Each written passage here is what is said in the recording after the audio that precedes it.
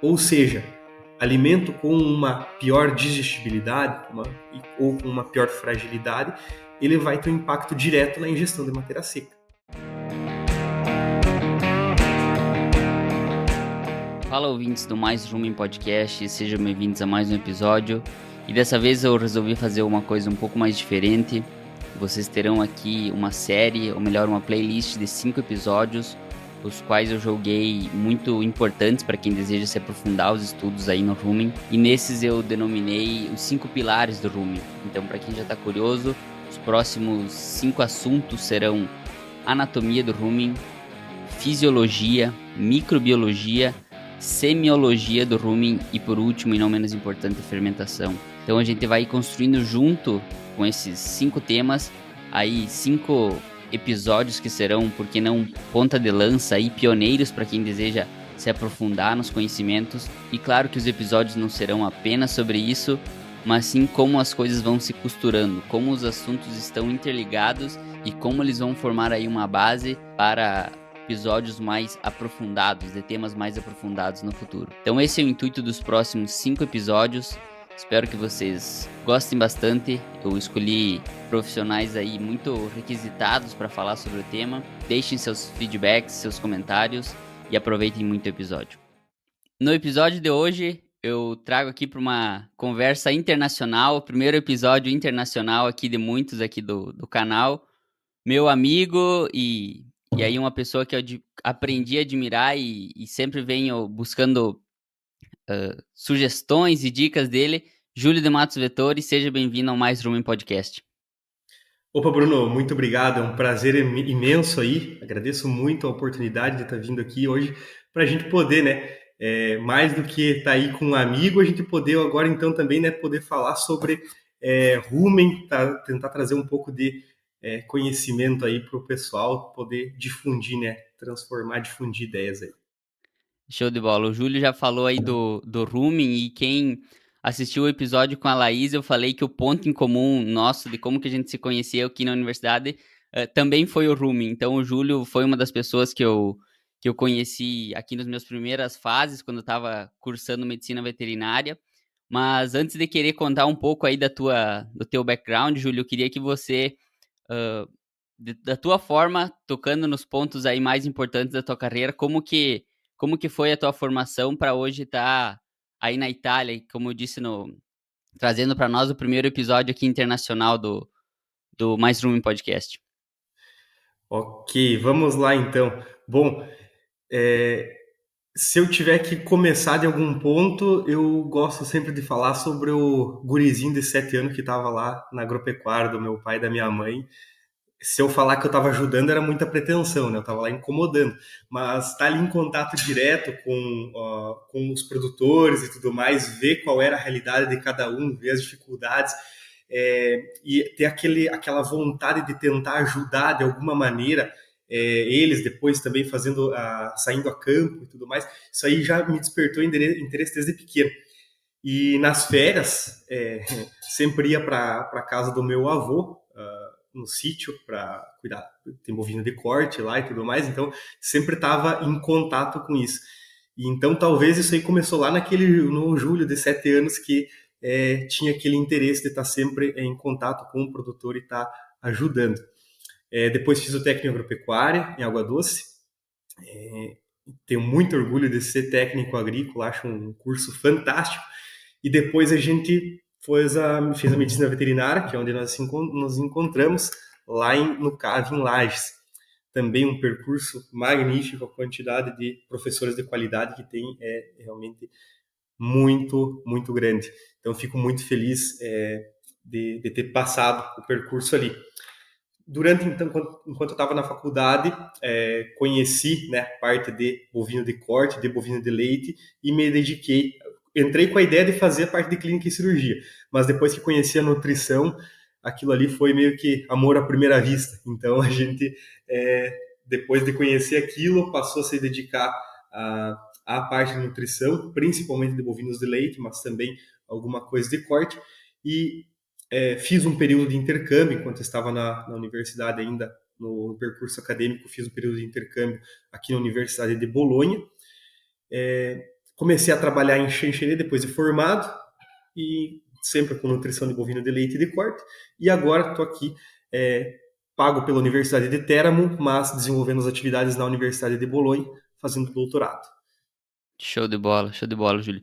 Então aí, como tu comentou da nutrição aí, que foi amor à primeira vista, basicamente hoje a gente vai trazer aqui para os nossos ouvintes e para a nossa audiência, como que a anatomia do rumen, ou seja, como que esse primeiro pilar, e eu acho que é um pilar importante para a gente construir aí um conhecimento um pouco mais técnico futuramente, a gente é interessante ter esse conhecimento mais de base, e dentro desses assuntos de base, eu acho que um deles é a anatomia, do que a gente vai falar aqui hoje, mas também de como que a gente enxerga isso com os olhos de um nutricionista de bovinos de leite, que é o teu caso e é onde acho que você está concentrando a maior parte dos seus esforços hoje. E para nós começar essa conversa bem do básico, eu diria assim, mas a própria diferença entre os herbívoros é uma coisa que às vezes a gente se pega pensando, mas que talvez tenha algum pessoal aqui que você está chegando hoje, você está chegando agora aqui no canal, não entenda, mas por que, vamos dizer, os ruminantes e os equinos, vamos dizer, os dois são herbívoros, mas eles são diferentes, são anatomicamente diferentes. Qual que seria essa principal diferença que a gente pode ver e explicar entre esses ruminantes e não ruminantes, Júlio? Certo, certo. É bom, basicamente a diferença dos ruminantes são justamente o que a gente chama de pré-estômagos, né, Bruno? Então, enquanto num monogástrico que se tem somente um estômago, que é o tido estômago verdadeiro, onde ocorre a digestão enzimática lá dentro, no bovino, no ruminante, você tem justamente três pré-estômagos, que são justamente o rumen, retículo, omaso, para então chegar no abomaso, que é o estômago verdadeiro, que é onde ocorre a digestão enzimática. Então, é justamente a existência desses pré-estômagos que permitem ao ruminante de estar utilizando de materiais que nos monogástricos não seria possível, como, por exemplo, a fibra, né? Que é o que a gente consegue estar inserindo aí na alimentação, que é essencial para esses animais. No cavalo já muda um pouquinho a dinâmica da digestão, porque a digestão é pós-estomacal, né, da fibra, ela vai ser mais na região deslocada, mais para o seco, mas nos ruminantes o que a gente tem justamente, o que faz a diferenciação é justamente a existência desses pré-estômagos. Perfeito. E aqui, bom, aqui eu até estava comentando com o Júlio, vai ser mais uma. A gente vai construir de forma didática alguns pontos juntos.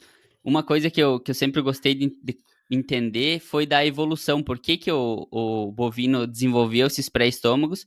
E foi justamente, vamos dizer, pensando de uma forma simples, o bovino ele sempre foi presa na natureza. Então ele tinha que ir lá, comer uma grande quantidade de alimento, muitas vezes não selecionar tanto quanto um herbívoro como o equino, para depois, em um outro momento, ir lá num lugar calmo, num lugar que não representasse risco para ele e conseguir fazer a ruminação, que uma coisa que nos equinos não acontece, porque justamente eles conseguem ir lá, comer de uma forma devagar, alimentos mais selecionados, vamos dizer, selecionar mais o comportamento deles de ingestão, ficar lá e se algum predador aparecer, eles conseguem correr. E diferente dos bovinos, que tem que ir lá e comer uma grande quantidade, e depois ir lá para um lugar que propicia a ruminação, que até seria uma das próximas coisas para a gente definir aqui juntos, do que seria essa ruminação, Júlio, o que tu pode enriquecer nessa discussão aqui para nós.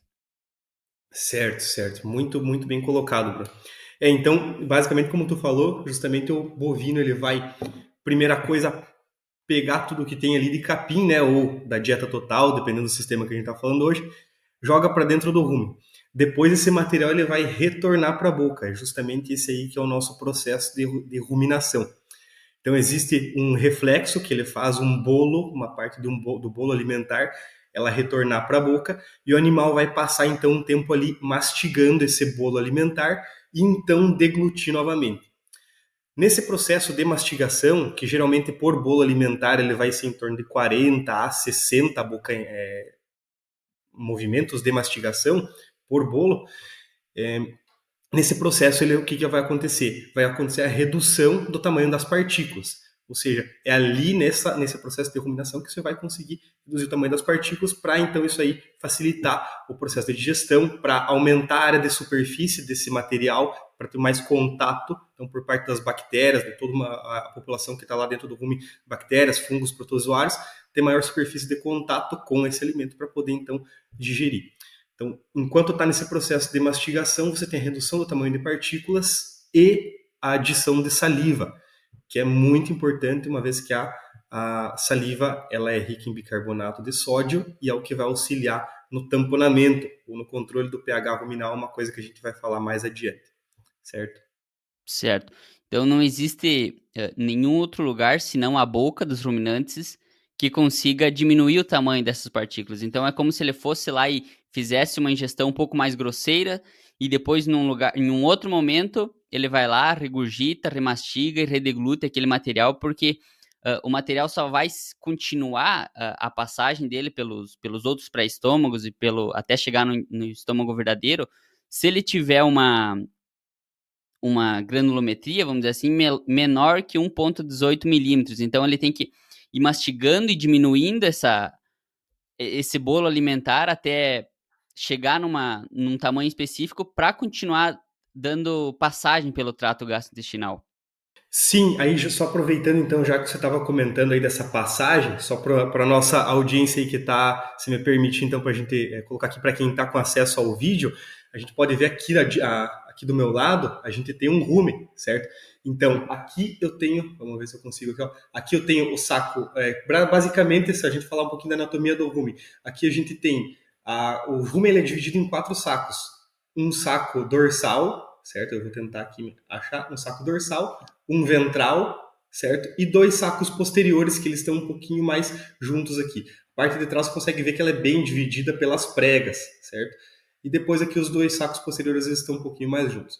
Na frente eu tenho o retículo, mais cranialmente, né? Se a gente for trazer o termo, tem o retículo e depende da escola, ela vai considerar tudo isso aqui que a gente está vendo como cavidade rúmeno reticular, certo? Como se fosse tudo uma coisa só. Porque, querendo ou não, rumen e retículo, embora eles sejam de certa maneira diferentes anatomicamente, eles estão bastante unidos, digamos assim.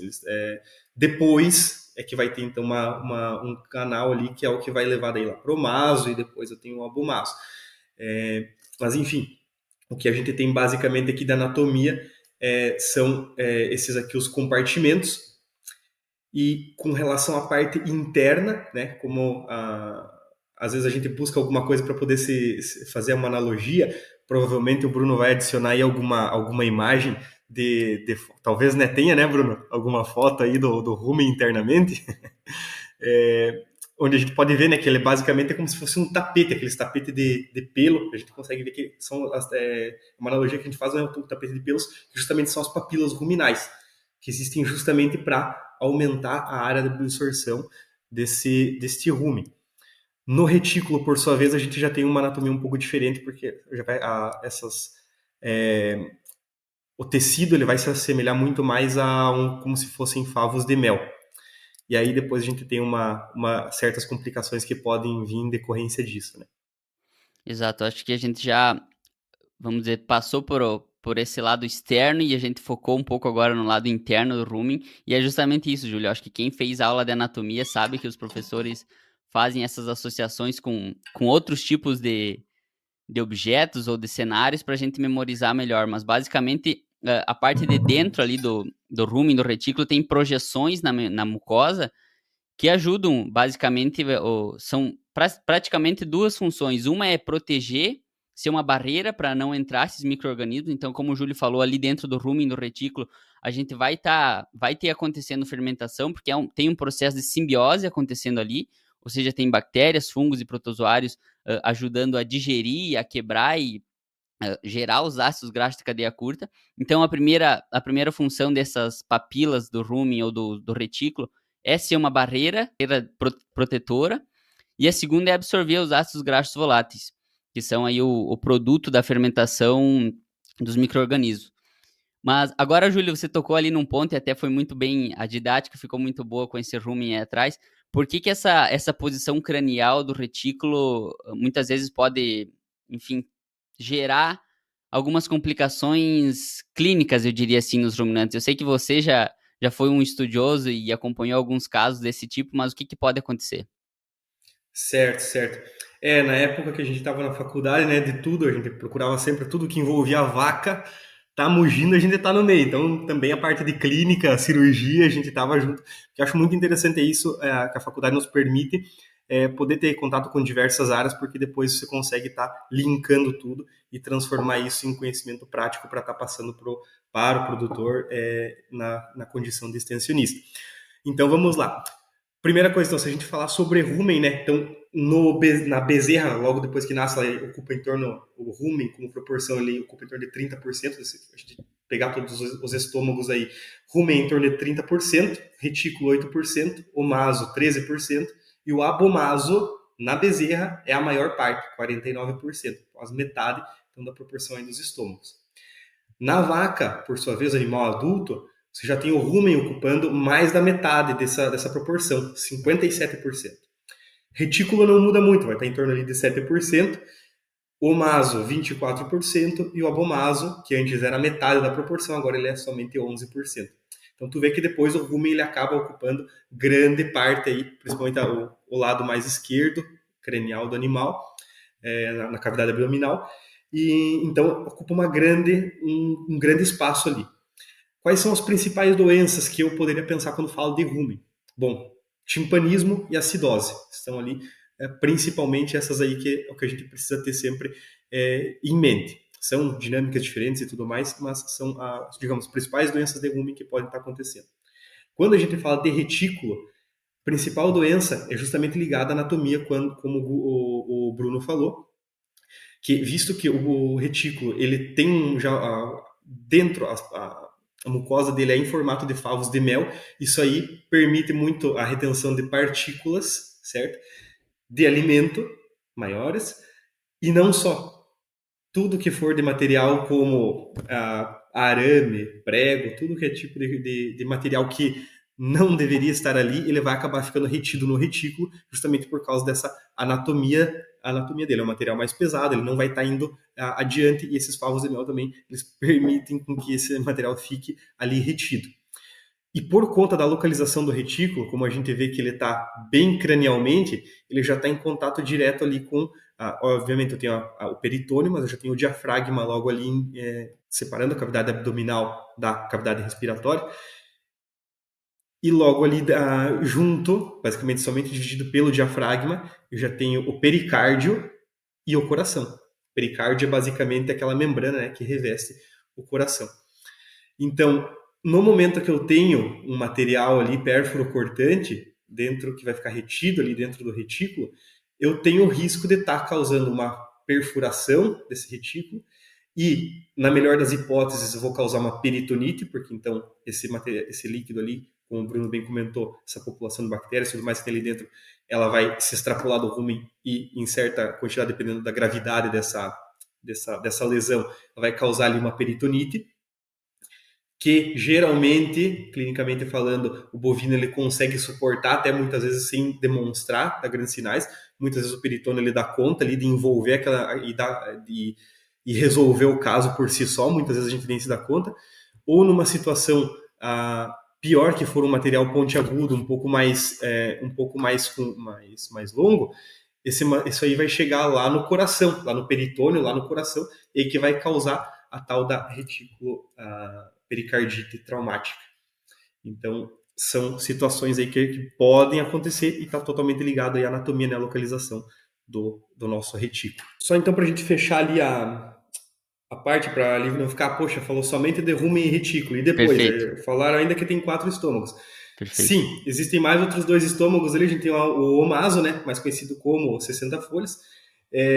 A principal função do omaso vai ser a reabsorção de água, e doenças relacionadas ao omaso, poxa, é uma coisa muito rara de acontecer. O que se vê na literatura, mas dificilmente você vai encontrar alguém que pegou um caso desse, é compactação. Eu, pelo menos, nunca vi, e também com quem conversa, nunca vi ninguém que tenha tido uma experiência assim, mas é o que a literatura acaba trazendo. E no abomaso, principalmente daí no caso em vacas em lactação, no pós-parto, o maior problema é o nosso querido deslocamento de abomaso.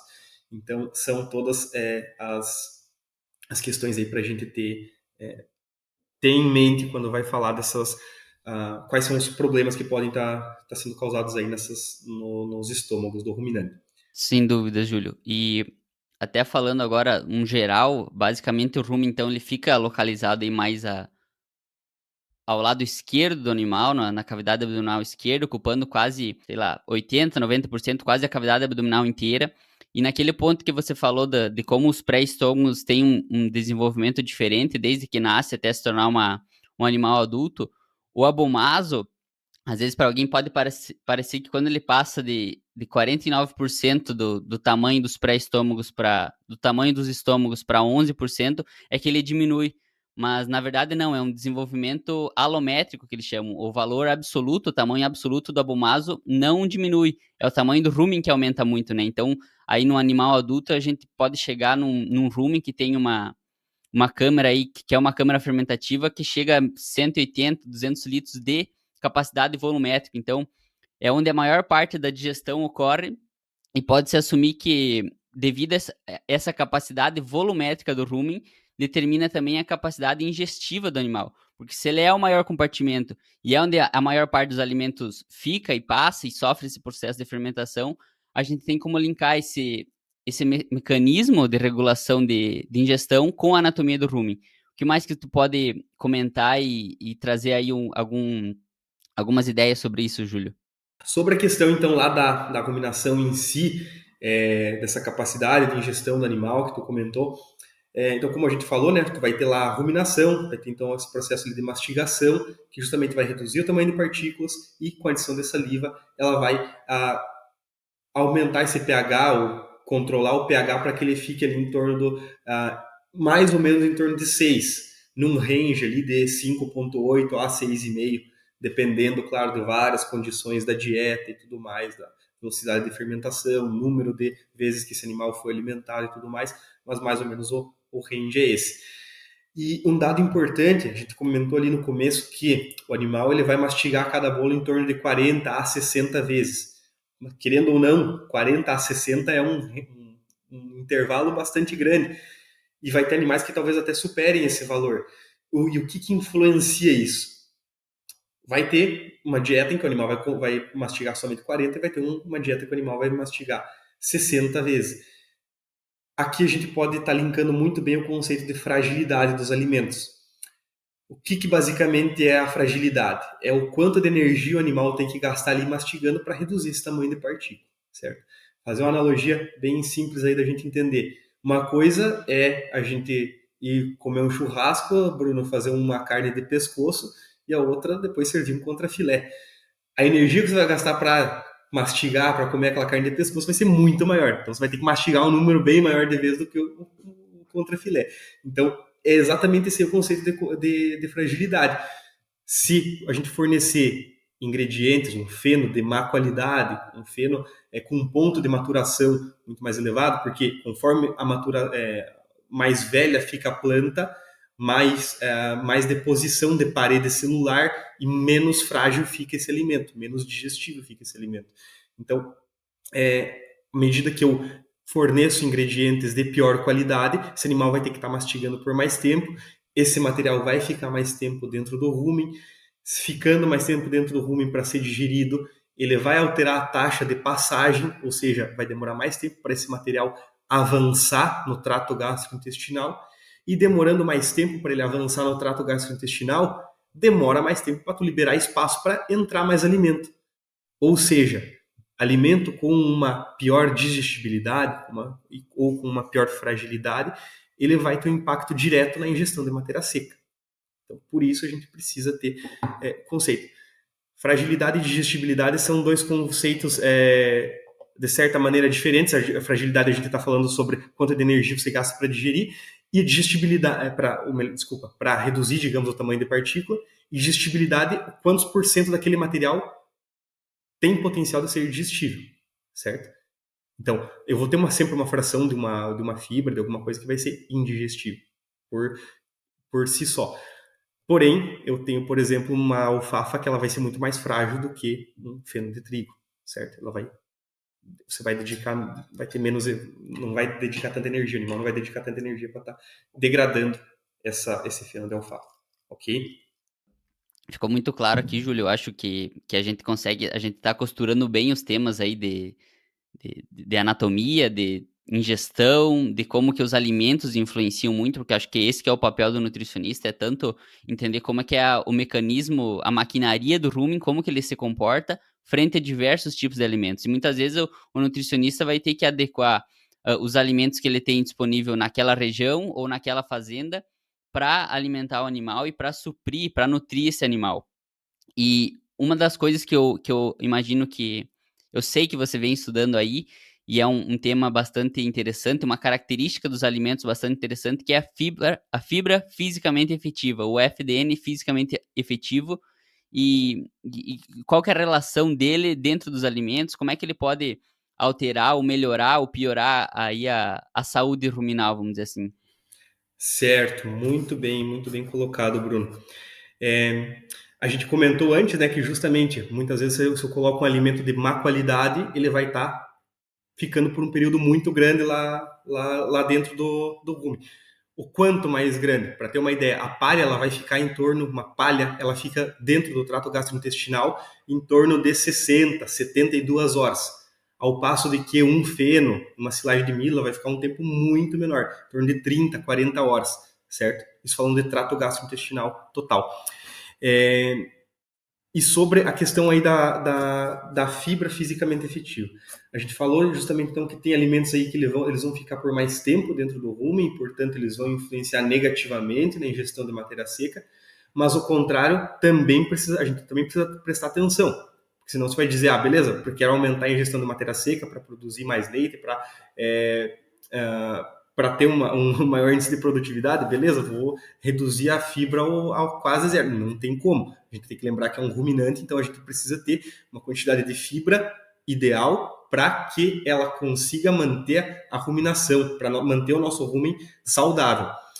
E quais são as maneiras de você conseguir acessar isso? Quais são os dados que você poderia utilizar para ter como métrica? A principal delas é a fibra de forragem, certo? Que é recomendada em torno de 19 a 21% de fibra de FDN de forragem, certo? FDN, fibra em detergente neutro.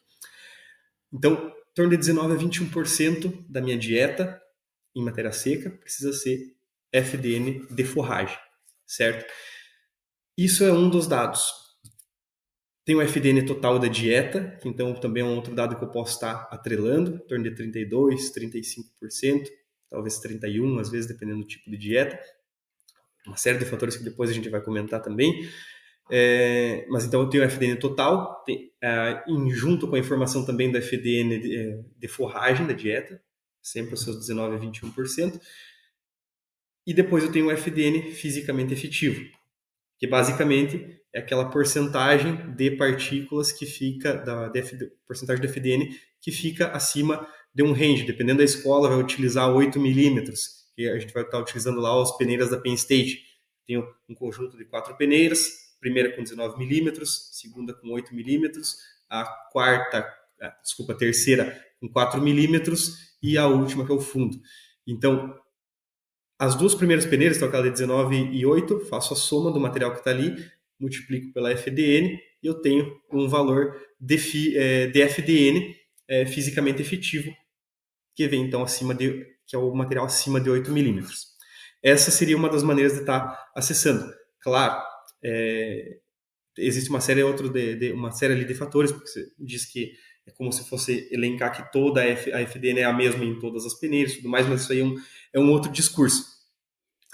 Mas é uma maneira também de tu estar acessando, que justamente tu vai saber, então, é o FDN fisicamente efetivo, que é aquele FDN que vai estar estimulando propriamente a ruminação, que vai estar formando aquele bolo alimentar, que vai estar gerando a mastigação, que vai estar levando a salivação do animal e essa saliva chegando lá dentro do rumen, que vai auxiliar, então, a manter o pH ruminal. Além das peneiras da Penn State que eu posso estar utilizando, também para saber como é que está a saúde deste rumen, eu posso estar utilizando, sabe já muito bem, né, Bruno, tá, os colares de ruminação. Então, hoje é uma outra tecnologia que a gente tem, Em torno, em média, o ruminante ele vai estar ruminando ali seus 450 minutos como mínimo ali, dependendo da forma com que baixa, posso ter ali algum problema e tudo mais. De maneira geral, 450, 500 minutos por dia o animal vai estar ruminando. Esses colares são capazes, então, de detectar quando tem um problema, uma redução grande aí dessa ruminação. Apenas para adicionar aqui, então, dá para a gente linkar com isso que o ruminante ele evoluiu comendo pasto, né? O ruminante ele precisa de fibra na dieta, ele precisa de alguma estimulação acontecendo dentro do rumen para que o rumen se torne, para que o rumen fique funcional, vamos dizer assim, para que o rumen continue fazendo o papel dele, que é ruminar, que é aí diminuir o tamanho dessas partículas grosseiras que ele ingere. E como você falou, como isso vem, vamos dizer, da evolução dos ruminantes, esse ato de ruminar, a ruminação é um bom indicativo de saúde ruminal. Como você falou ali das coleiras, em um dos estágios que eu tive a oportunidade de fazer, foi lá em Santa Maria, na Calmed, que eles são uma startup, hoje uma empresa, que trabalha com as coleiras aí de ruminação animal. Então, era muito claro quando a gente analisava um gráfico que mostrava a ruminação de uma vaca, o tempo que ela passava fazendo as atividades dela durante o dia e o tempo que ela passava descansando. Quando a atividade e o ócio se alteravam de uma forma brusca, geralmente isso aí não indicava muita coisa num quesito de saúde do animal. Agora, quando a ruminação caía de uma forma drástica, você podia contar que a vaca ia apresentar algum sinal clínico em 24 horas, sabe?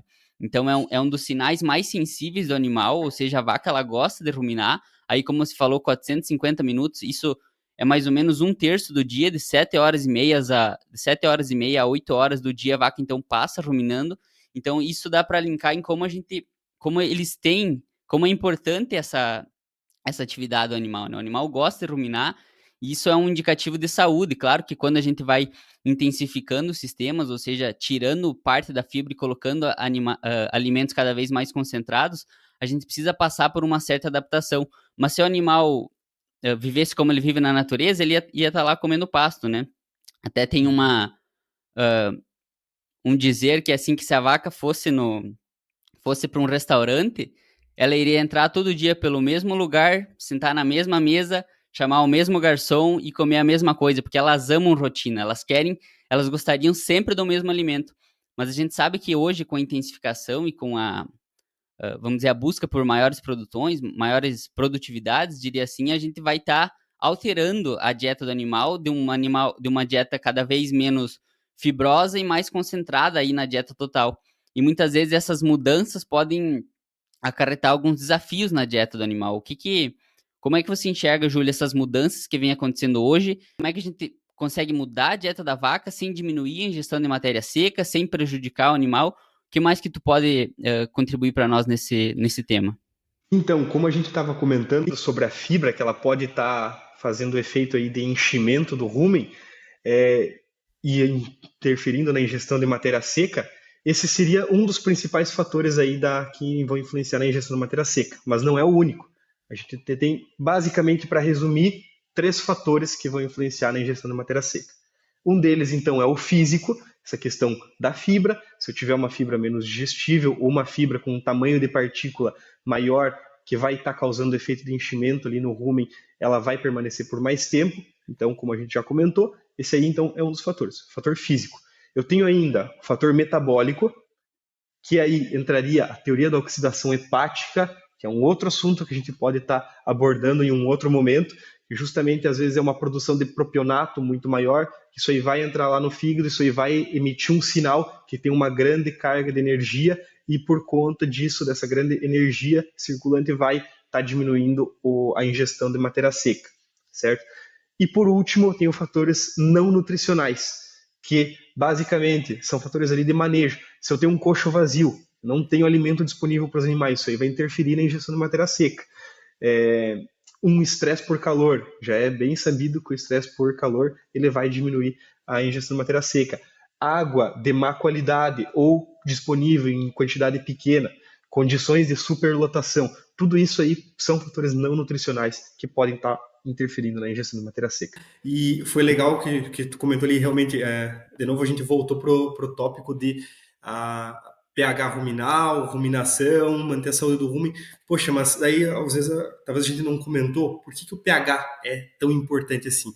Como o Bruno comentou ali bem também, você tem ali a fibra, tem amido, ambos são carboidratos, mas são carboidratos com características totalmente diferentes, com digestibilidades totalmente diferentes. Para a gente resumir, eu tenho bactérias que degradam amidos, eu tenho bactérias que degradam a parte de fibra. As bactérias que degradam a parte de fibra, elas vão estar trabalhando muito bem numa faixa de pH em torno de 6, 6,5. As bactérias que degradam amido, em torno de 5,9, 6, até 5,8, elas vão estar trabalhando muito bem.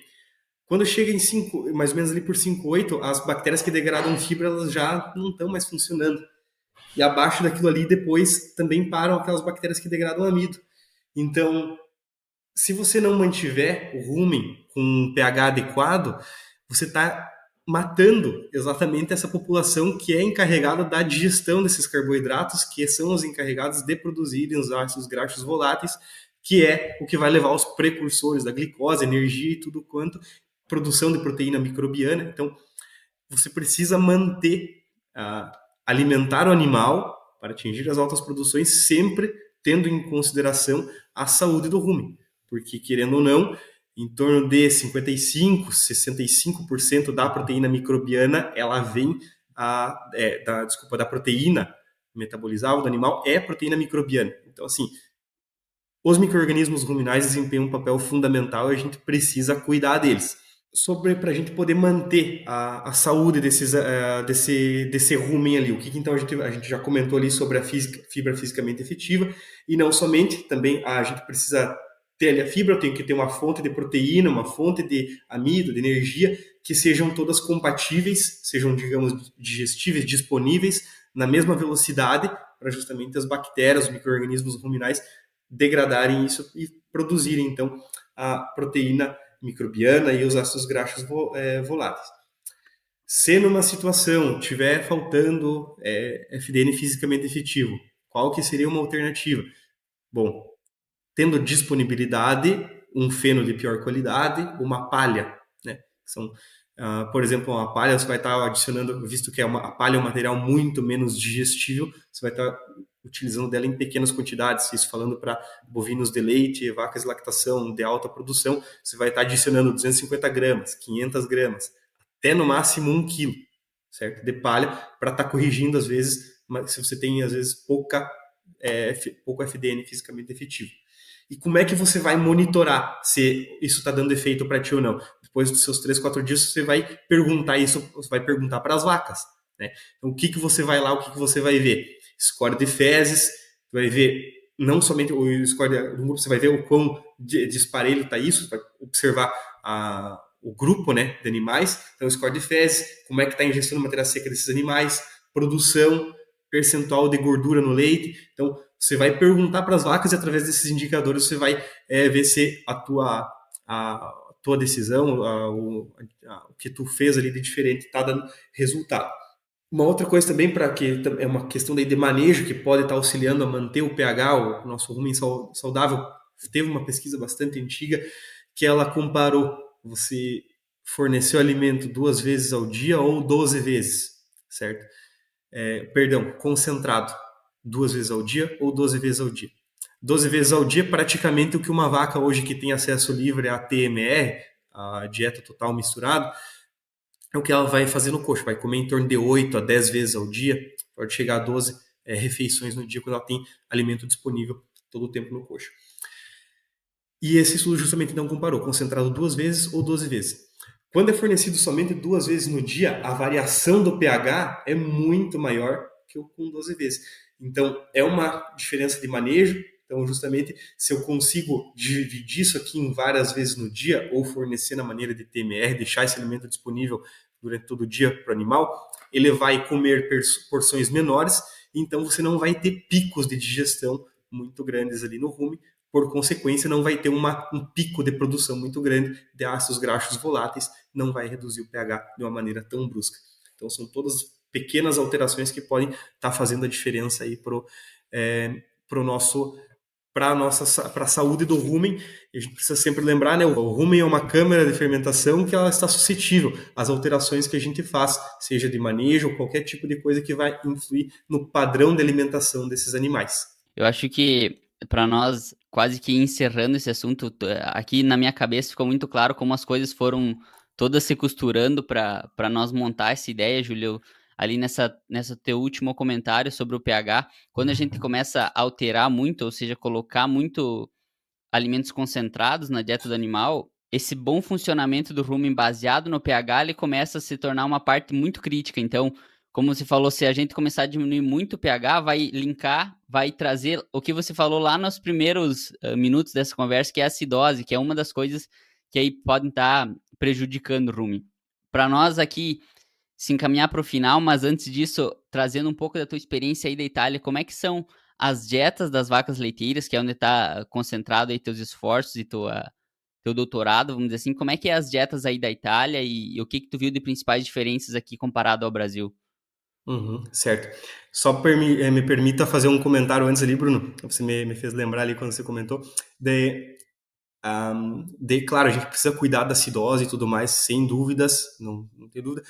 Mas isso não é, de maneira alguma, uma crítica ao uso de concentrado. Muito pelo contrário. A gente precisa utilizar porque não existe outra maneira para os animais de alta produção que a gente tem hoje.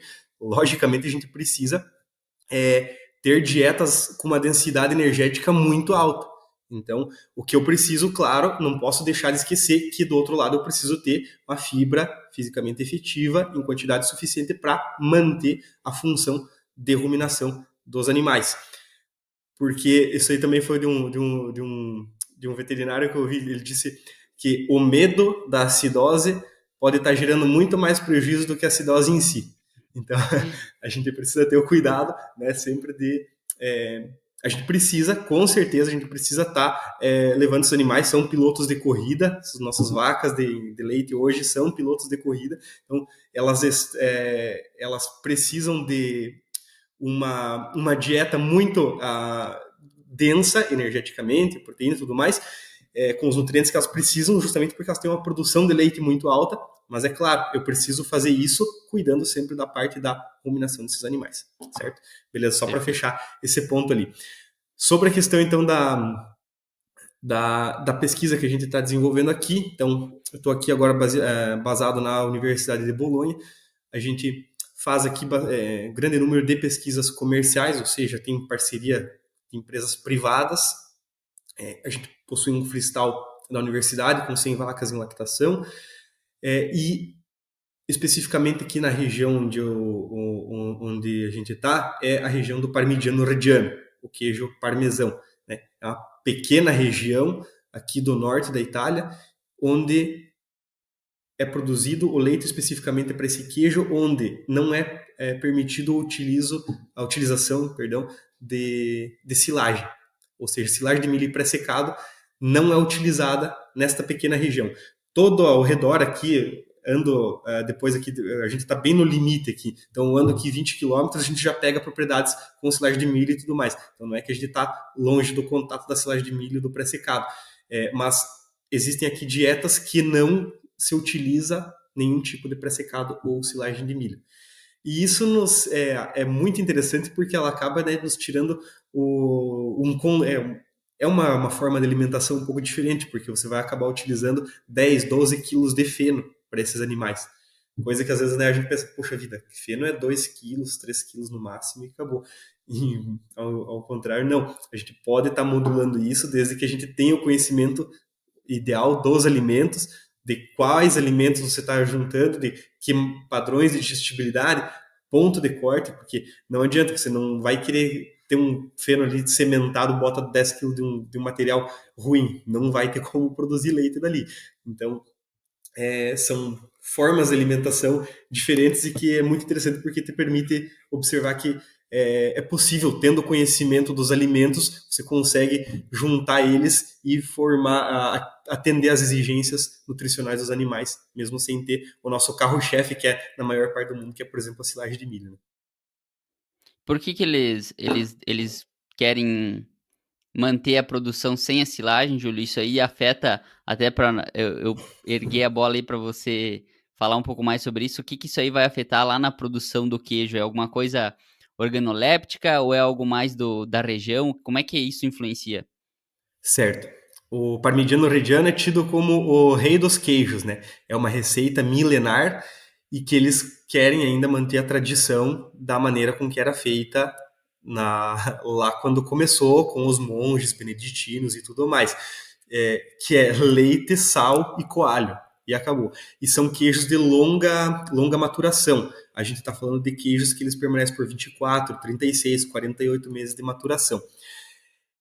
E, se fosse utilizado em ensilados, existe o risco do desenvolvimento de um tipo específico de Clostridium dentro da massa, e para essa longa maturação, você ia ocasionar ali dentro a fermentação e o estufado queijo, certo?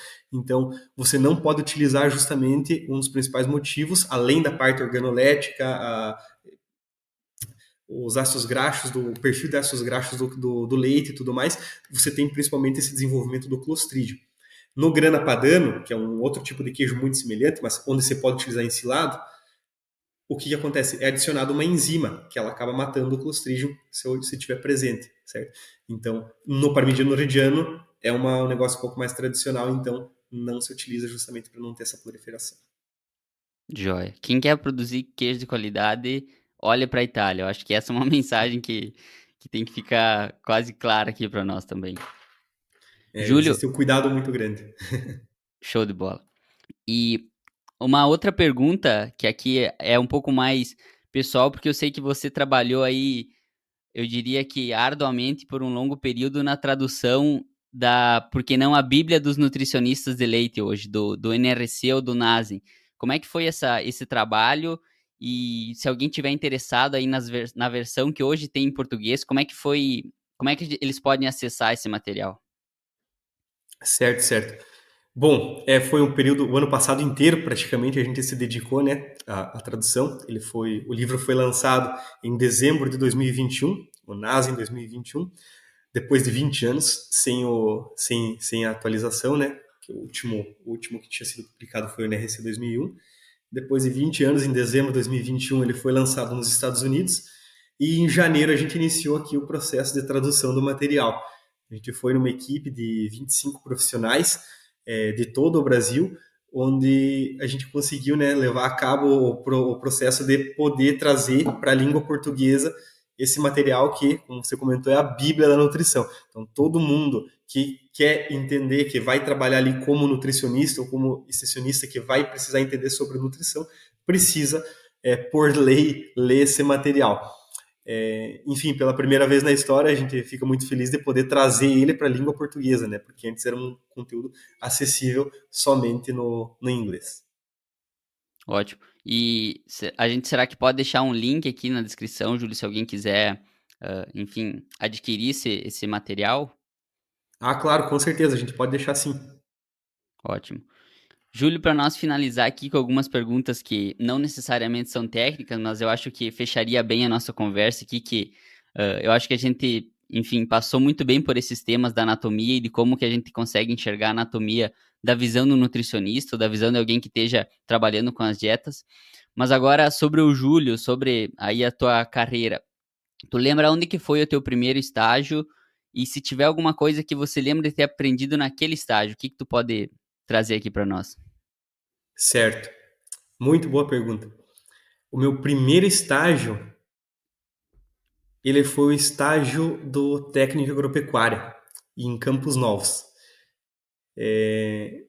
que foi o estágio de 3 meses, seguindo 2 veterinários, um que era mais de clínica e reprodução e o outro que era mais nutricionista. O que eu trouxe de aprendizado é que qualquer área da produção animal, ela é muito mais sobre pessoas do que muitas vezes sobre animais propriamente dito. O que eu quero dizer? Você tem que estar tendo um cuidado muito grande com a equipe com a qual você está trabalhando, ou quando você está na condição de um assistente técnico, você vai ter que vender a tua ideia na propriedade, você precisa, sem dúvida, ter primeiro a confiança das pessoas e cuidar muito do relacionamento com as pessoas, porque você sugere uma alteração, não é você que vai fazer a alteração, são as pessoas que estão lá dentro da propriedade dia a dia.